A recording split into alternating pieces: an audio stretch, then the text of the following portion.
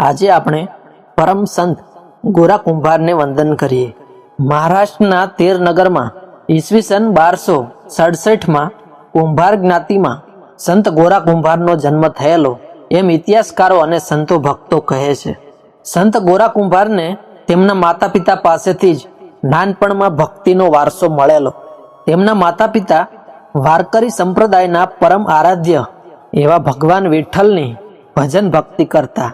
પૂર્વજન્મના પુણ્યના પ્રતાપે યુવાન વયે સંત ગોરા કુંભારના વિવાહ વિમલા અનુકૂલા એવા સંસ્કારી સન્નારી સાથે થયા હતા। બંને પતિ પત્ની શ્રી હરિ ભગવાન વિઠ્ઠલની ભજન ભક્તિ કરતા, પોતાનું સ્વકર્મ કરતા કરતા ભગવાન વિઠ્ઠલનું ધ્યાન ધરતા, પોતાનો માટીના વાસણ બનાવવાનો ધંધો કરતા કરતા સાધુ સંતોની સેવા કરતા અને પ્રભુ ભજન કરતા। પ્રભુ કૃપાથી તેમને સંતાન સુખ પણ પ્રાપ્ત થયેલું। બાળકની 2 વર્ષની ઉંમર છે। નિત્યક્રમ પ્રમાણે એક દિવસ સંત ગોરા કુંભાર પોતાનું કામ કરવા તૈયાર થયા। એ જ વખતે તેમના ધર્મપત્ની બહાર પાણી ભરવા જાય છે। 2 વર્ષના એ લાડકવાયા બાળકને ગોરા ભગતની પાસે મૂકી પોતે પાણી ભરવા ગયા। પાણી ભરવા ગયા ત્યાં થોડું મોડું થયું। આ બાજુ સંત ગોરા કુંભાર વિચારે છે કે ભંડારી ક્યારના પાણી ભરવા ગયા છે, હજી આવ્યા નહીં। આ દીકરો મને સાચવવાનું કહીને ગયા, હવે મારે કેમ કામ કરવું અને ક્યારે મારા નાથનું ભજન કરવું? દીકરાને એક બાજુ બેસાડી માટીના ઢગલા પર પાણી નાખી ઢગલા ઉપર ચડી અને માટી ખૂંદવા લાગ્યા। માટી ખૂંદતા ખૂંદતા ભજનનો તાર લાગ્યો, ભજ ગોવિંદમ ભજ ગોપાલા ભજ મુરલી મનોહર નંદ લાલા। ભગવાન મુરલીધરમાં તલ્લીન થતાં જ શરીરનું પણ ભાન ના રહ્યું અને દીકરો રમતા રમતા પિતાના પગ પાસે આવ્યો। દીકરાને તો એમ કે મારા પિતાજી મને તેડીને રમાડશે, પણ ગોરા ભગત તો આંખો બંધ કરીને ભગવાનના ભજનમાં મસ્ત હતા।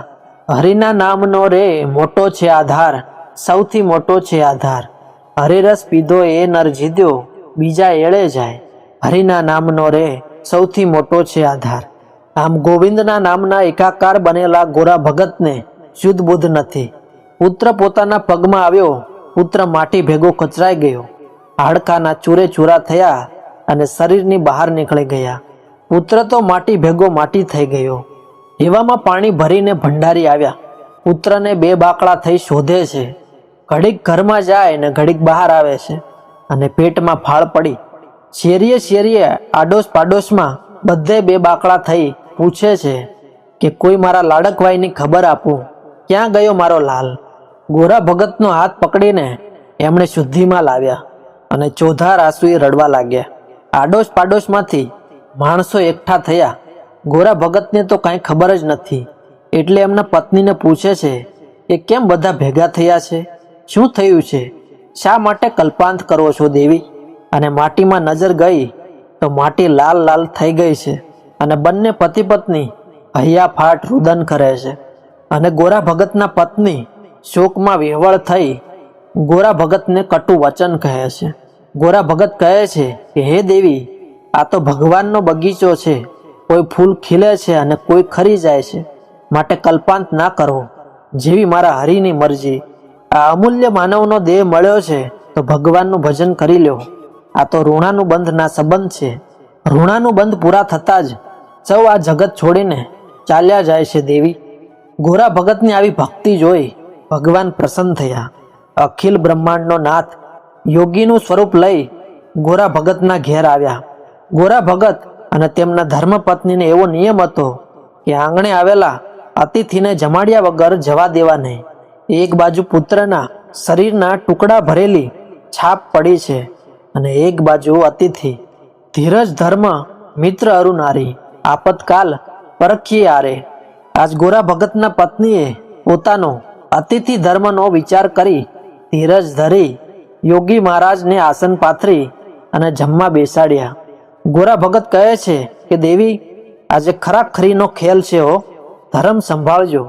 યોગીના રૂપમાં રહેલા પરમાત્મા બોલ્યા, માતા તમારા બાળકને બોલાવો, એ મારી સાથે જમવા બેસે તો જ હું જમું। ભંડારી બોલ્યા, બાપુ છોકરો બહાર ગયો હશે, તમે જમી લો। ભગવાન બોલ્યા, એના વિના હું અન્ન નહીં લઉં માતા. અને ભંડારીની આંખમાં શ્રાવણ ભાદરવો વહેતા થયા. ભગવાને ઊભા થઈ પુત્રના ટુકડા ભરેલી છાબ હાથમાં લીધી અને પતિત પાવન કરુણાના સાગર ભગવાને પુત્રને સજીવન કર્યો અને ભગવાન અંતર ધ્યાન થયા. ગોરા ભગત કહે છે કે હે દેવી, તમારા સુખ માટે તમે મારા નાથને દુઃખ દીધું. હવે આજથી તમે મારા પત્ની નહીં, પણ તમે મારા માતા અને હું તમારો દીકરો છું. આ સાંભળી અને ગોરા ભગતના પત્ની બેભાન થઈ અને ધરતી પર ઢળી પડ્યા. ત્યારબાદ સમય જતા તેમના નાના બહેનને ગોરા ભગત સાથે પરણાવે છે, પણ ગોરા ભગત સંસાર સુખથી અલિપ્ત રહે છે. મોટા બહેનને આ વાતની જાણ થઈ અને યુક્તિ કરી. ઊંઘમાં અજાણતા જ ગોરા ભગતનો હાથ એ નાની બહેનના અંગને અડે છે અને ગોરા ભગતે પોતાના બંને હાથ કાપી નાખ્યા. બંને બહેનોને ખૂબ દુઃખ થયું અને ચોધાર આંસુએ રડવા માંડ્યા. બંને બહેનો સંત ગોરા કુંભારની સેવા ચાકરી કરે છે અને પશ્ચાતાપના આંસુ સારે છે. માટીના વાસણ બનાવવાનો ધંધો એટલે હવે ઘર કેમ ચલાવવું એની મૂંઝવણ બંને બહેનોને થાય છે. અને દુખિયાનો બેલી સૃષ્ટિનો સર્જનહાર ભગવાન કુંભારના વેશ લઈ ગોરા ભગતના ઘેર આવે છે અને ગોરા ભગતના ઘેર મજૂર થઈને મજૂરી કરે છે. એક વખત ભગવાન ગોરા ભગતને પૂછે છે કે તમારા હાથ કેવી રીતે કપાયા? ગોરા ભગતે ગૂઢ ભાષામાં જવાબ આપ્યો કે કામરૂપી ગધેડો મારા હાથ ખાઈ ગયો. જવાબ સાંભળી ભગવાન પ્રસન્ન થયા. ભગવાન ગોરા કુંભારના ઘેર જાત જાતના વાસણ ઘડે છે.